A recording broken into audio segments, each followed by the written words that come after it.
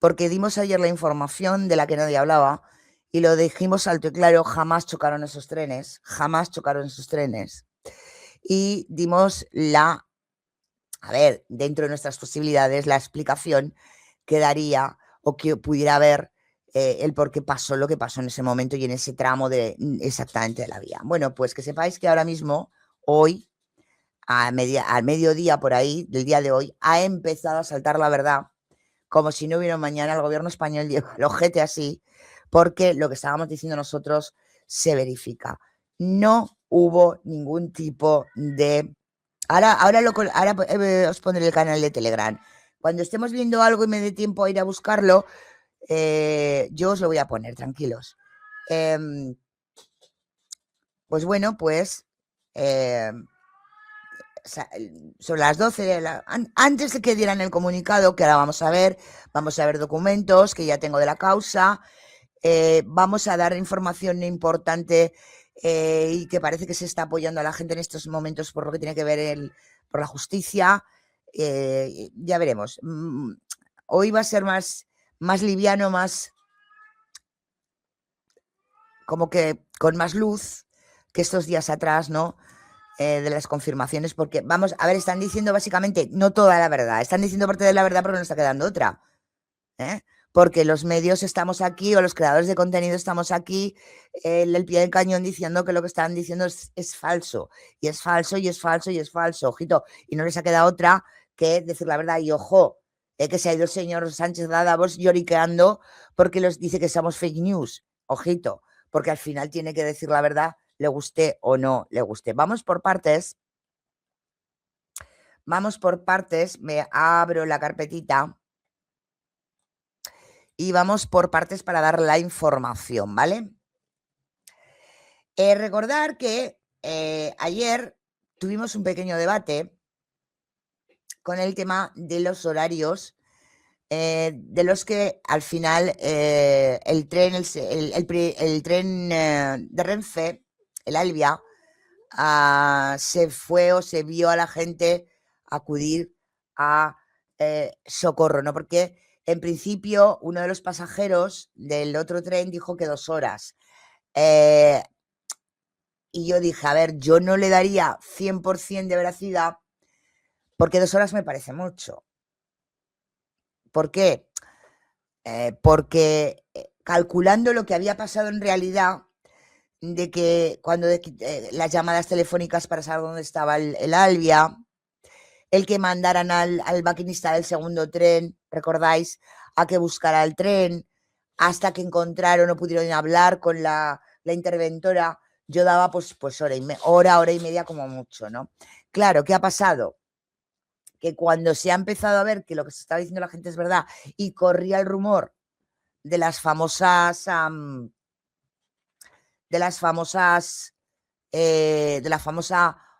2 horas, pues ha tenido que salir el gobierno español a ratificar o verificar. Ahora voy a daros el documento, vamos a ver el documento.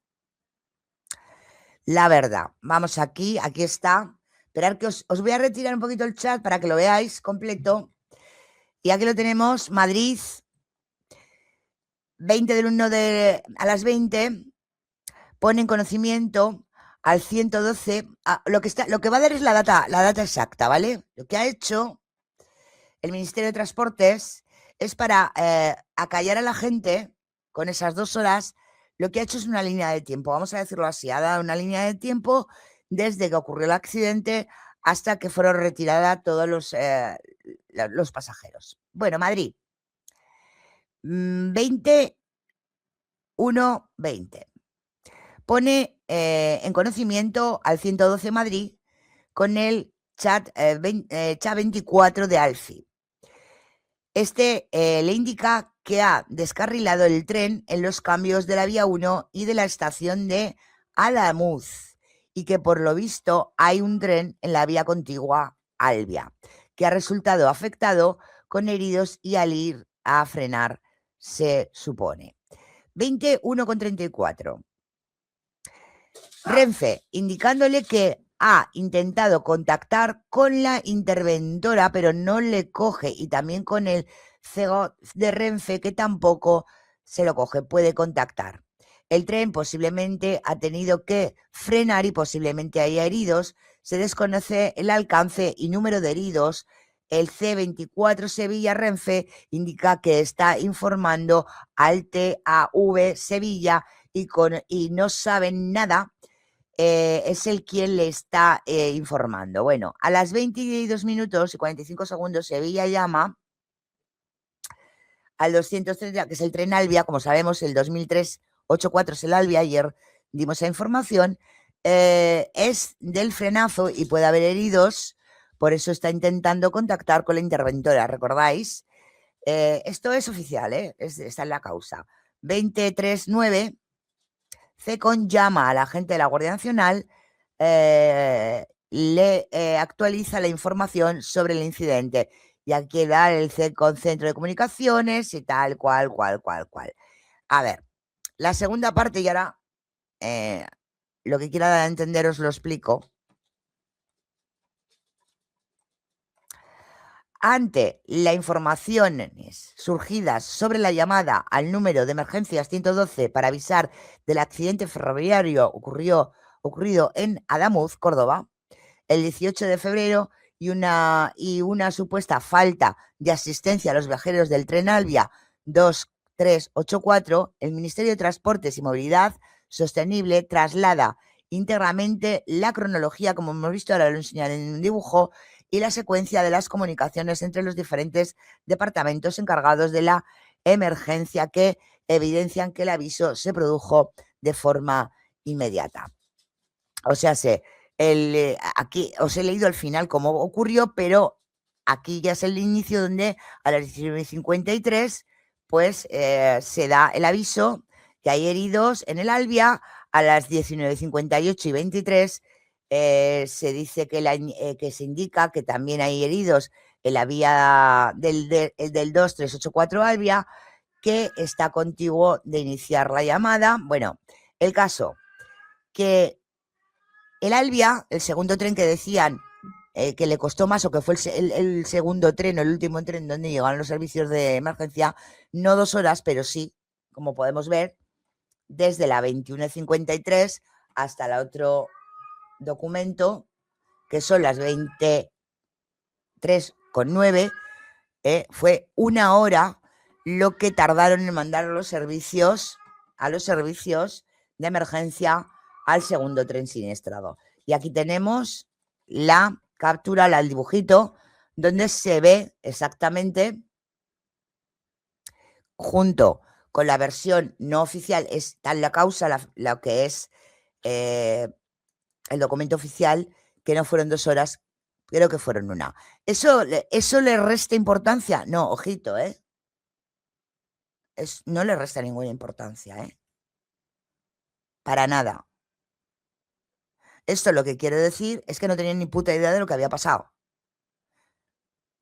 Que vamos a quedar bien en vez de 2 horas, vamos a decir una es una barbaridad también. Que tardaran 1 hora en darse cuenta que había un segundo tren siniestrado y en llevar todos los servicios de emergencia, no es para sacar un comunicado o sacar de la causa, no. Porque igual de bárbaro me parecen 2 horas, porque yo comprendo que la persona que empezó a dar la data, que era una persona afectada por el accidente, pues no, a ver, es lógico, y yo lo dije ayer, que tampoco, pues eso, ¿entended? Estuviera muy puesta en el espacio-tiempo. Y yo ya lo dije, y yo creo que es de cajón el entender que pudiese estar un poquito fuera de hora. Pero 1 hora no es para tirar cohetes, Yo lo digo porque, bueno. Vamos a continuar porque ahora ya vamos a tener cositas interesantes. Porque ayer lo dijimos y hoy se está confirmando. Escucha esto. Vamos a ver lo primero que os voy a poner. Et voilà, como decimos aquí.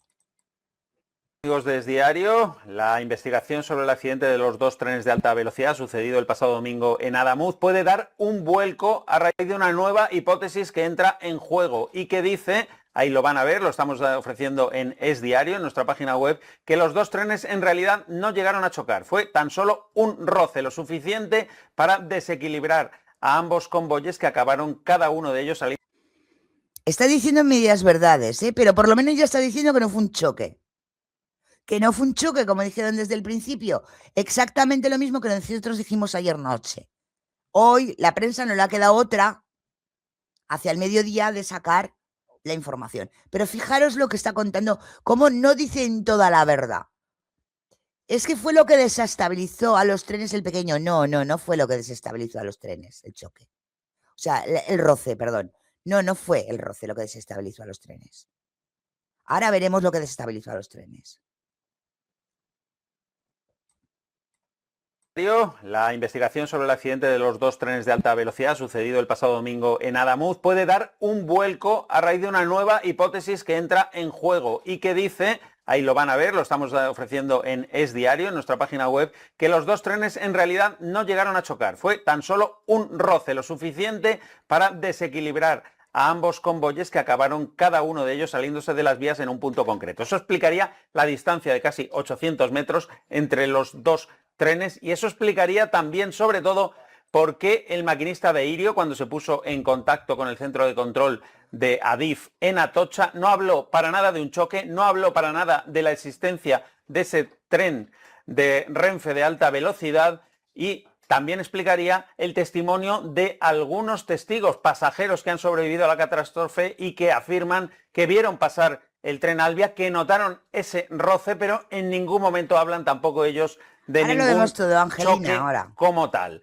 Ahora se entiende mejor, mucho mejor, como decimos, las explicaciones o la llamada que hizo el maquinista. Qué sinvergüenzas, ahora se explica la llamada, las explicaciones, no. Lo que tienes que decir es que así se explica cómo miente el gobierno español, porque fue por su culpa el accidente. Coño, vamos a decir las cosas como son.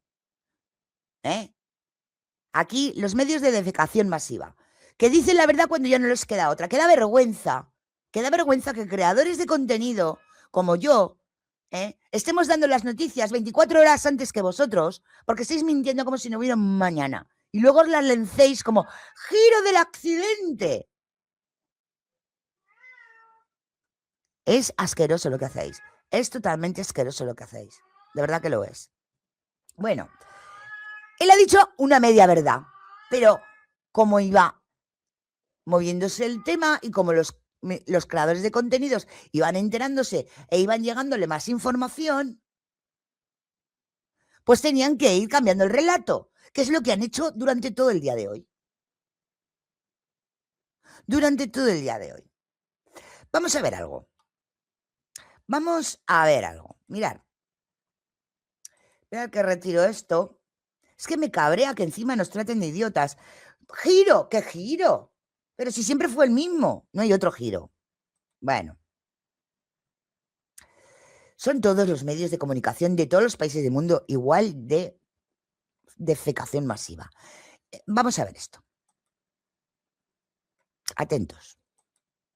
Adamuz, cuando se cumple ya prácticamente una semana, 5 días de esta catástrofe en Córdoba, les contamos que el primer informe oficial, el informe preliminar de la Comisión de Investigación de Accidentes Ferroviarios sostiene que durante la inspección del tren Irio se han detectado muescas en la banda de rodadura de las ruedas del lado derecho de los coches 2, 3, 4 y 5. Apunta que esas muescas en las ruedas y la deformación observada en el carril son compatibles con el hecho de que el carril estuviese fracturado. Las muestras de carril serán enviadas a un laboratorio metalográfico para determinar las posibles causas de la rotura. En cuanto a las causas de esta rotura del carril, dicen no se descarta ninguna hipótesis, es lo que está agregando el informe. Pedro Sánchez decía anoche que el Ejecutivo está asumiendo desde el primer momento toda su culpa, ¿Que el Ejecutivo está asumiendo toda su culpa? ¿Desde cuándo? Desde hoy a mediodía que está saliendo la verdad, porque nos hemos puesto todos a trabajar como leones. Cuando vosotros habéis escuchado que el Ejecutivo lo haga. Es que ahora no le ha quedado más remedio. ¿Qué es lo que ha dicho? Exactamente lo que dijimos nosotros ayer. Que ese trozo de la vía, de esas agujas, estaba en mal estado y que se rompió la vía. O estaba rota ya, vete a saber. Que puede ser hasta que estuviera rota ya, ¿eh? Y al pasar los 2 trenes, pues no aguantara. Anda a saberlo, porque eso, claro, eso no lo podemos decir nosotros. Como creadores, eso tiene que ser un especialista el que lo diga. Eso no, a ver, hasta ahí no llegamos, ¿no? Ya lo que nos faltaba. Pero que es que era sentido común el entender que si desde solo fue un pequeño trozo el que saltó por los aires de la vía, era porque el tren no había descarrilado, era porque pasó el tren sin descarrilar, hasta X punto que estuvimos viendo ayer, donde aquello saltó por los aires cuando pasaron los 2 trenes. ¿Pudiera ser que estuviera rota? Pudiera. ¿Pudiera ser que lo rompieran los trenes porque estaban en mal estado? Pudiera. Eso lo tienen que detectar, por supuesto, los peritos, no nosotros.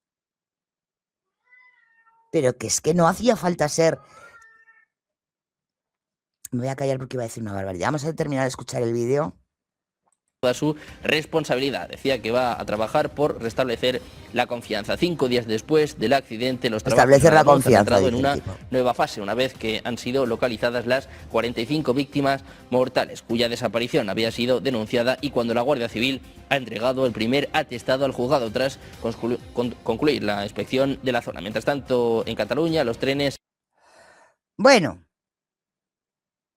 ahí estamos, que no estamos, chat. ¿Somos buenos o no somos buenos? Investigando dentro de las posibilidades nuestras, claro. Y otros compañeros que, entre todos, oye, pero qué giro de 180 grados, ¿verdad? Pero me ha hecho gracia. Giro de la causa, dice. Giro de la causa, dice. Para ti habrá giro de la causa, para nosotros lo teníamos muy clarito, ¿eh? Bueno, vamos a... Ah, os tengo que decir una data. ¿Os acordáis que estuvimos hablando el primer programa de que había 7 trenes que tenía Renfe que pasaban por las vías y detectaban cualquier fisura, por pequeña que fuera, de las vías? Bueno, pues hemos estado investigando a ver si es que habían pasado cualquiera de esos 7 trenes o con qué,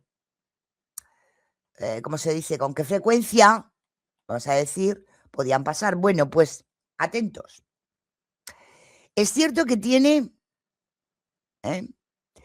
7 trenes, pero están abandonados. Tiene abandonados desde hace 2 años en la cochería 4 de los 7. O sea, tienen funcionamiento 3.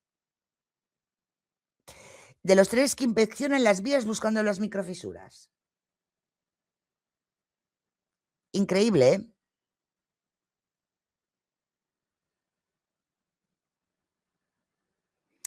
Pendientes de homologación desde 2024, estos trenes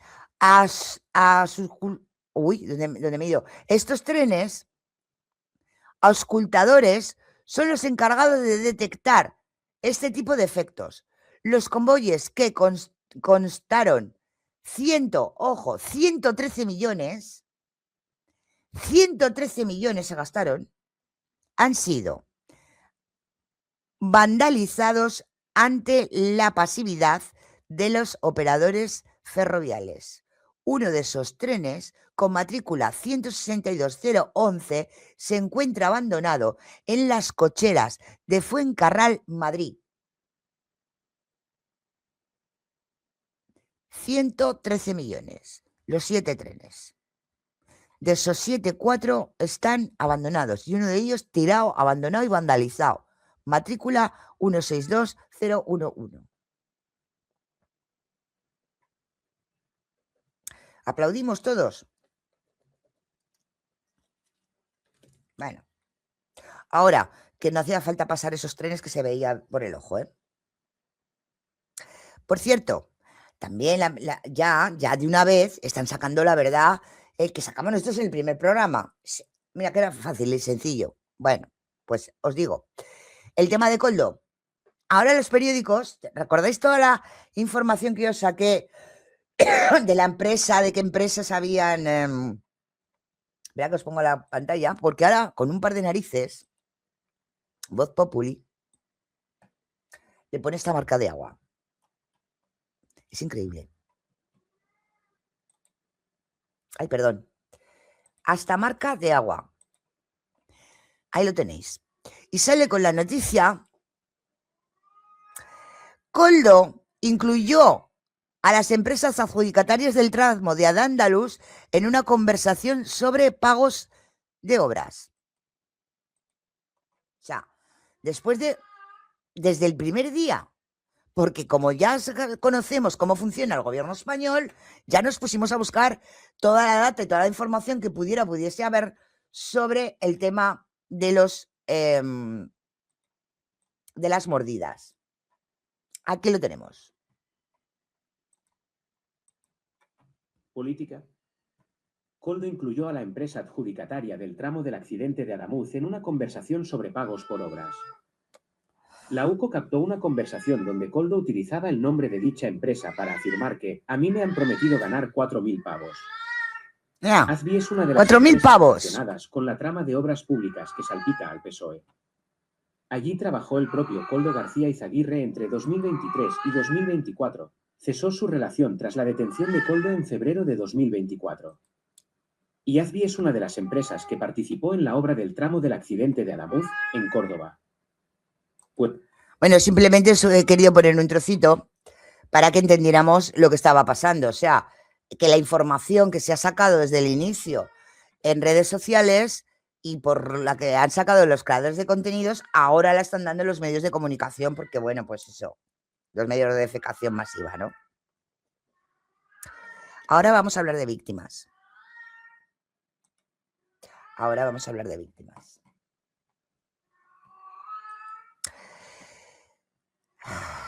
Vamos a respirar hondo. Y vamos a ver algo brutal. Pero en principio vamos a ver tres vídeos para tener claro lo que están pasando las víctimas y por lo que van a pasar, esa es otra. Vamos a ver la primera.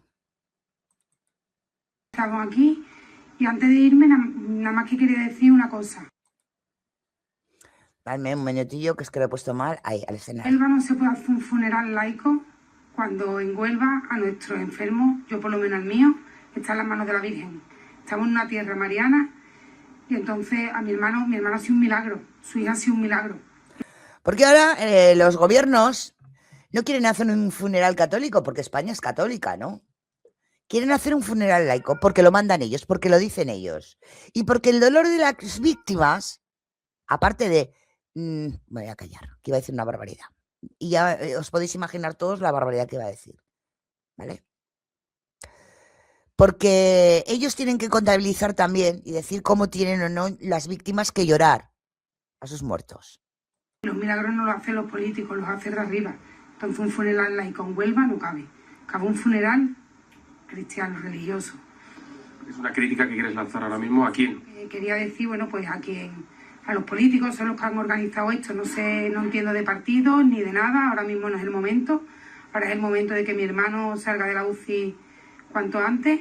Pero sí que nosotros rezamos a los de arriba. Los de abajo al final no pueden hacer más que poner sus manos. Pero los de arriba son los que nos protegen. Los que por lo menos a mi hermano han salvado. Entonces, bueno, quería decir eso y nada. Muchas gracias por estar con nosotros, por preocuparse y... Muy respetable, muy respetable, muy respetable. Un funeral cristiano es una opinión muy respetable. Nada, nosotros consideramos que ha sido un milagro. Lo entiendo, entonces, usted cree lo que cree y cree que tiene que ser... Esto no haya... Lo que pasa es que entiendo que no podrán hacer dos funerales, uno cristiano y otro laico, y se trata de conjugar todas las sensibilidades. De todas maneras, registro su protesta, ¿le parece? Para que quede clara. Andaluz también, registro todas las posibilidades. Gracias, A ver, si España es católica, la mayor parte de las personas que están allí son católicas. ¿Cómo que un funeral laico? Es lo que digo. Si es que ahora encima, bueno. Vamos a ver otro. Esta es la abuela de los nietos que perdieron todos sus familiares en el tren y que solo quedó una niña de 6 años, ¿recordáis? Bueno, que además lo pasaron fatal porque no dejaban encontrar a sus familiares. Vamos a escucharla ya también y luego ya vamos a escuchar algo mucho más allá. de vergüenza, en vez de arreglar lo nuestro, con nuestros impuestos, prestarle dinero, y son responsables de unos asesinatos. Le pido ayuda a todos los ciudadanos, a todos los españoles, para echar de una vez que se vayan este grupo de gobierno, que se vayan desde ya. Si tiene un poquito de vergüenza, que dejen de mentir. Hemos perdido 4 familiares de nuestra familia, dejando una niña pequeña con 6 añitos. Que eso no se puede consentir, que ya eso es lo más grande de la vida. Mi niña no va a estar sola, porque somos una familia muy grande. Y vamos a luchar por nuestra familia y vamos a luchar por la niña, no le va a faltar de nada. Pero yo quiero justicia, justicia, Dios mío, para que nadie vuelva a pasar por lo que estamos pasando nosotros. Bueno, ahora veremos lo de la justicia, pero antes quiero que veáis más bien el último de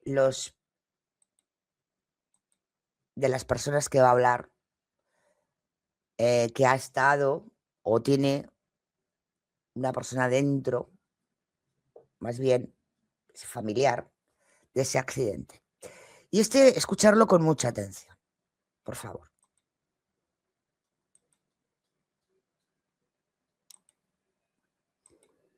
Es el cuñado de una de las 45 víctimas mortales de este accidente. Javier, gracias por atendernos. Buenas noches. Hola, ¿qué tal? Buenas noches. Entiendo que intentando, aunque sea imposible, intentando descansar después de tantos días de angustia, ¿no? Porque finalmente os han confirmado la triste noticia que me temo que ya intuíais. Sí, ayer a las 5 menos 5 de la tarde nos reunieron y en el Centro Cívico de Córdoba nos dieron la noticia de que ya habían encontrado el cuerpo de Agustín, de mi cuñado, y lo habían identificado a través del ADN. Así que bueno, pues una pena, ¿no? Ya estamos ya en casa con las cenizas, ya tenemos las cenizas y bueno, pues muy duro todo. Bueno, de hecho creo que, y esto es especialmente duro, pero creo que os habéis enterado antes del fallecimiento, de la muerte de vuestro cuñado, antes por los medios de comunicación que de manera oficial. Sí, a ver, era algo que nos avisaron o nos dijeron o sabíamos que podía pasar, la verdad. Pero bueno, nosotros sabemos que hasta que la Policía Judicial no se reuniese con nosotros, no nos íbamos a fiar de nada de lo que dijesen en periódicos o televisiones. Pero bueno, una vez que nos informaron ya pues bueno, pues estamos en funcionamiento con funeraria, con todo. Bueno, habéis relatado en estos días de tanta angustia que tu cuñado, insisto, tristemente uno de los 45 fallecidos, que además es operario de la cafetería de ese tren en el que ha perdido la vida, que había manifestado en los últimos meses, en los últimos tiempos, que ya no viajaba cómodo, que el tren, la experiencia, él además tenía una larga experiencia, había cambiado mucho desde que él comenzó a trabajar en los trenes de alta velocidad, hace creo que 20 años o más de 20 años, a los últimos tiempos, ¿no? Que los baches eran continuos, que las vibraciones incomodaban incluso su quehacer en el bar del tren, que no era lo mismo y que incluso que era peligroso, ¿no? Sí, así es. Fíjate lo que he dicho, ¿no? Pasó de llegar a casa y contar batallitas con los tripulantes y compañeros, después de la pandemia ya empezar a decir, joder, pues ya no podemos poner prácticamente un café, vibra mucho la cafetera, salir con el carrito por el pasillo es casi misión imposible. Bueno, de hecho, yo y mis compañeros teníamos que ir en noviembre a unos premios de nuestro mundillo de la barbería, ¿no? En Zaragoza. Y le pregunté, oye, cuñado, para sacar los billetes y demás para ir a Zaragoza, que somos 4, y me dijo, mira, Javi, iros en coche. Iros en coche porque yo he hecho ese tramo de Zaragoza, hice desde la parada antes hasta Zaragoza, es todo cuesta arriba. El otro día íbamos sin potencia en el tren, llegamos tardísimo y mejor iros en coche. Dice, se ha puesto todo carísimo. Así que nada, le hice caso y ya digo, él mismo era el que nos advertía que por favor, que nos dijo que no se nos ocurriese coger los trenes, que mejor en coche. Claro, precisamente por eso, por esas conversaciones que manteníais previamente con tu cuñado, creo que vosotros consideráis en la familia que aquí hay una responsabilidad, que no es un accidente que se haya producido por casualidad, sino que todo esto que os relataba tu cuñado ha tenido que ver con el accidente. No sé si os planteáis, están formándose, escuchábamos hace un ratito en el programa a uno de los viajeros del Albia decir que se ha generado ya una página en Facebook para tratar de estar unidos. No sé si pensáis en alguna plataforma para exigir que se demuestren esas responsabilidades, si vais a tomar alguna iniciativa de eso. Sí, ahora ya bueno, estamos con todo el shock y demás, pero ya a partir del lunes mis suegros, sus padres se pondrán en funcionamiento para que se aclare todo, para saber todo bien y para pedir responsabilidades. Está claro, esto no puede quedar así. Déjame que incorporemos también al magistrado Jesús Villegas. Magistrado, bienvenido, buenas noches. Hola, buenas noches. Además, usuario de esa línea, creo, ¿no?, en la que, por desgracia, hemos tenido Ojo que también a esto que va a decir, ¿vale? ¿no? Porque ahí vamos a meternos Como en el cordobés tema que soy, judicial. la utilizo muchísimo. Cuando lo oí me quedé conmocionado. Aprovecho para de verdad manifestar mi dolor y mi solidaridad con las víctimas. Fíjense que cuando lo oí me vi yo allí, lo que es el destino. De verdad, muchísima suerte y ánimo. Le hemos llamado porque algunas de las víctimas, es el caso de Javier que nos estaba diciendo ahora, y otras víctimas están diciendo, nos estamos planteando eso, formar una plataforma para exigir nuestros derechos y que se llegue hasta el final y que de verdad conozcamos qué es lo que ha ocurrido y por qué. Y algunas de ellas dicen, pero es que no sabemos por dónde empezar, qué tienen que hacer y qué pueden conseguir si finalmente se unen como plataforma, magistrado. Bueno, pues vías legales existen. Obviamente es un asunto muy complicado y lo que hay que hacer es consultar a un abogado. Pero así, simplemente para que nuestros oyentes, nuestros telespectadores tengan una idea, tenemos un asunto que es la indemnización. Una compensación por los daños que han sufrido, que existe un seguro obligatorio. Además, la administración pública tiene la obligación de responder por el funcionamiento normal o anormal de los servicios públicos. O sea, evidentemente, un derecho a una indemnización, una compensación económica existe y hay que reclamar. Y luego después están las posibles responsabilidades penales si es que se ha actuado criminalmente, por negligencia u omisión. Así, con una pincelada rapidísima, estas son las dos vías que tenemos. Pues gracias, magistrado, porque queríamos, insisto, muchos están diciendo, ayúdenos en eso, no sabemos qué primeros pasos dar si finalmente queremos constituir una... Bueno, aquí tenemos, primero recordar lo que ha contado esta persona, que es nada más y nada menos que el cuñado de uno de los fallecidos que trabajaba directamente en el tren, ¿vale? Creo que es que no hace falta ni decir nada, ¿no? Cómo iba cambiando conforme iba pasando el tiempo de estar tranquilo, feliz y diciendo que la gente viajara en alta velocidad a llegar a casa muerto de miedo, porque no podía ni siquiera ni poner un café. O sea, creo que está. Con el tema de las víctimas que estaba hablando es lo que yo quiero enseñaros en este momento y ahora. Os voy a compartir la pantalla porque hay una buena noticia y una mala noticia. Exactamente, los que estáis en el YouTube, por favor, darle like. Darle like. Bueno, os comento. Primero vamos a por la buena noticia. Y es buenísima la noticia porque así no nos vamos a tener que escuernar. ¿Vale? Es lo que ha dicho la jueza, ¿vale? Creo que en este caso, como en otro que vamos a ver luego, la jueza no quiere, no sé cómo decirlo, no considera o no quiere meterse en ningún fregado, diría yo, ¿no? Así que la jueza de la investigación de la Landalur decide no declarar secreta la causa pese a las detenciones, pese a las peticiones de la Guardia Civil, que imagino que la Guardia Civil lo habrá hecho directamente por orden del señor Pedro Sánchez Castejón. Eso es una buenísima noticia para que podamos tener acceso sin ningún problema y sin tener que buscarnos la vida a la causa de los trenes. La Fiscalía tampoco ve indicios para el secreto que evitaría que las víctimas pudieran acceder a la información de la instrumentalización. Bueno, en eso vamos a hablar ahora porque aquí hay un problema gordo en el cual creo que a las víctimas o todavía no se han enterado o porque hubo un cambio de legislación importante, ¿vale? Y eso lo vamos a entender.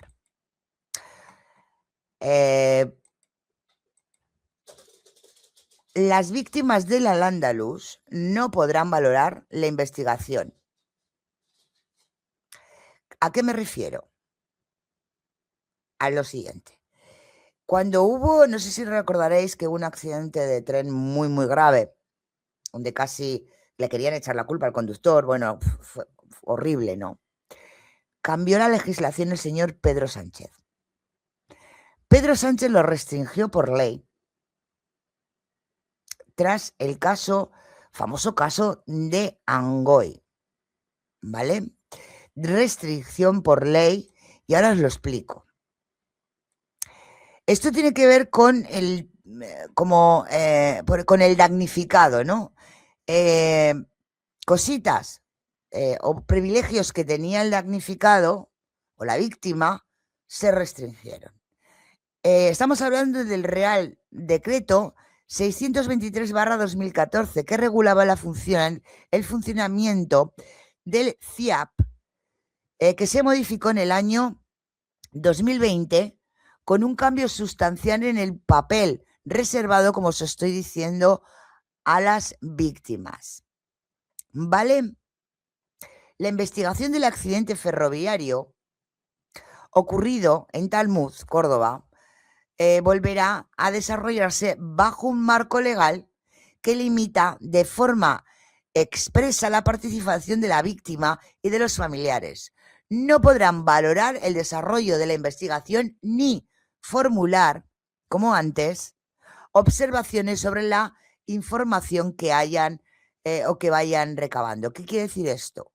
Que sí podrán tener una información de primera mano, pero en ningún momento podrán aportar ellos pruebas o aportar ellos, pruebas podrán aportar si van a comisaría y tal, pero como damnificados, como víctimas, no podrán hablar con la fiscalía, no podrán comentar a la fiscalía por dónde quieren que vaya la investigación, ni tendrán voz, ni tendrán voto, para que me entendáis. La Comisión de Investigación de Accidentes de Ferroviar será el que lo haga justo a Fiscalía. El organismo técnico adscrito al Ministerio de Transportes, encargado de esclarecer la causa del siniestro. Esta restricción no es nueva en la causa, ni casual tampoco, Ahora, fue introducida por el propio gobierno de Pedro Sánchez, qué curioso, ¿verdad? Los decretazos de siempre, Real Decretazo en fin de semana en el BOE, en una reforma normativa aprobada en 2020 a raíz, como os he dicho, de la tensión abierta en el caso del Albia de Angoy. Real Decreto Ley 623/2024 del 18 de julio. Eso es una gran putada para las víctimas, sin derecho a decidir por dónde sí o por dónde no se pueda llegar a la investigación. Ojito. ¿Por qué? Pues simplemente para quitarse o intentar ellos quitarse responsabilidad. Vamos a decir las cosas como son, ¿vale? Vamos a decir las cosas como son. Bueno, para finalizar ya el caso de los trenes, vamos a ver una cosita. Vamos a ver, porque han hablado, no mucho, pero han dado una poquita de data con el tema de la morgue, ¿vale? El tema de la identificación de los cuerpos, de las autopsias y de todo esto. No han dado mucho, la verdad es que tampoco es necesario, a sabiendas de lo que realmente, porque murieron lo sabemos, o sea, por el hostiazo que se metieron, vamos a decirlo así, total que tampoco vamos a decir mucho más. Vamos a ver un poquito lo que se ha dicho o que se ha dado de manera oficial, ¿vale? Porque, a ver, tampoco viene al caso o nos puede ayudar en la autopsia de ninguno de ellos, ¿vale? También lo que revelan las autopsias, los 45 fallecidos murieron en el acto. José Rocamora. Sí, todos fallecieron en el momento de los descarrilamientos. Pirar, es que quito, es que pongo... encontraban esas víctimas mortales cuando fueron Ahí localizadas. va. Es que quiero que lo veáis porque Importante ponen también lo que el revelan las dibujo. autopsias. Los 45 fallecidos murieron en el acto. Perdón. José Rocamora. Sí, todos fallecieron en el momento de los descarrilamientos, pero ¿dónde se encontraban esas víctimas mortales cuando fueron localizadas por los equipos de rescate? La mayoría, 36, viajaban en el tren Albia, que hacía el recorrido Madrid-Huelva. De hecho, de Huelva son también la mayoría de esas víctimas, y de esas 36, 19 fueron localizadas en el vagón número 1 y 9 en el vagón número 2, que fueron los que también cayeron por el terraplén. En el tren Irio, que hacía el trayecto Málaga-Madrid, viajaban 9 de las víctimas y 7 de ellas fueron localizadas en el vagón número 8, que fue el último en descarrilar de este tren. Bueno, es un poquito para que tuviéramos la idea concreta, pero tampoco hay que darle más de lo que realmente es, ¿no? O sea, todo se está verificando, como sabéis, con las fotografías que se van colocando. No hay mucho más. Voy a retirar esto, pongo esto. ¿Veis? Es que aquí se ve, aquí se ve muy bien, ¿veis? El pedazo que os decía ayer, que fue el que se destrozó al paso del convoy, o de los convoyes, vamos a decir así, ¿no? Ahí lo tenéis, como tampoco hay que ser muy, no hay que ser, es que, joder, tanta mentira al final duele, ¿no? De todas las maneras, esto no ha hablado nadie de ellos, solo hemos hablado los que hemos hablado, los demás se han callado, porque ahí estamos viendo la realidad, ¿vale? Ahí se ve claramente un punto, o el punto de las agujas de lo que hablábamos ayer, del inicio del descarrilamiento. Porque lo demás, estuvimos mirándolo ayer, no había nada. Ahí lo tenéis. Es que se ve perfecto.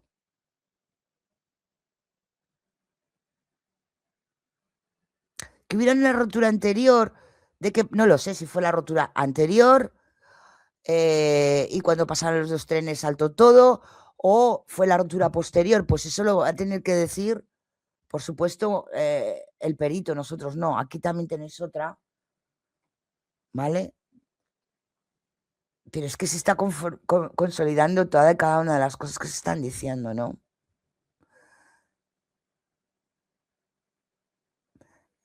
Este de aquí es el punto por donde solo pasó el Irio,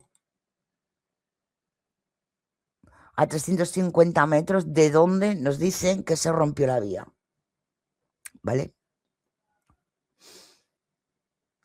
¿Vale? Ahí está. Y sí que tengo unas imágenes, si queréis ver, a ver si os las pongo y así terminamos con... Porque tengo ahora os enseño el documento también, pero ya sería cuestión de... Esto lo ha distribuido también el gobierno para que la gente un poco se calmara en todo lo que estaba diciendo. Y ahí vemos cómo son roces de la caída, no chocó. Aquí vamos a ver cómo no chocó. Esto es la caída, ¿veis? El lateral del tren, todo raspado por la caída, pero a ver dónde chocó, dónde hay aquí un choque.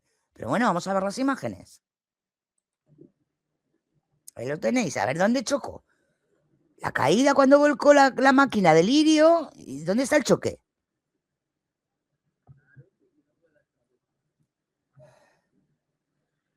Es increíble, de verdad. Es increíble.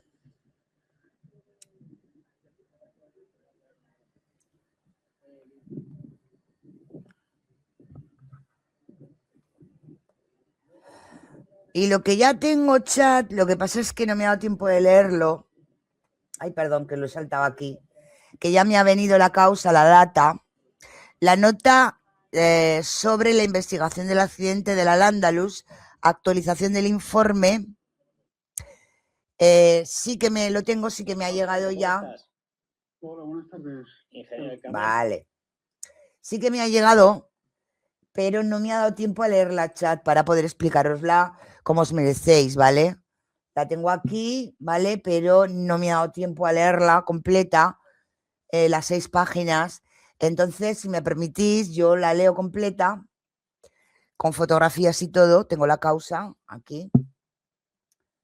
Este es el informe de la Guardia. ¿Veis ahí la rota, la vía? Es que ahí está.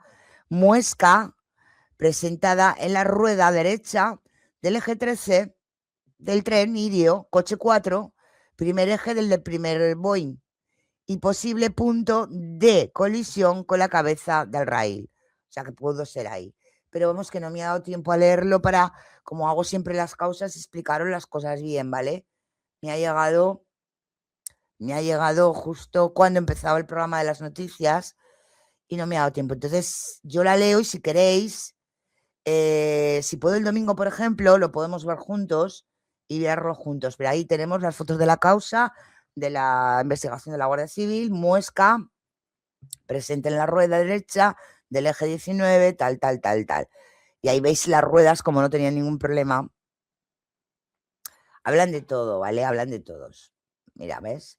Aquí este es el carril tumbado, pero que no me ha dado tiempo de ver, o sea, no me ha dado tiempo de leerlo completo, ¿vale? El resumen sí, que es lo que más o menos es, que tiene la culpa la estructura, punto pelota, ¿eh? Pero aquí lo tenemos, ¿vale? Esto lo tengo que leer tranquilamente para poder explicarlo bien y no invéntame las cosas, ¿vale? Ahí tenemos el hecho. Bueno, pues como yo llevaba diciendo desde el inicio que hubiera o que pasase esto no es casualidad. Era cuestión de tiempo.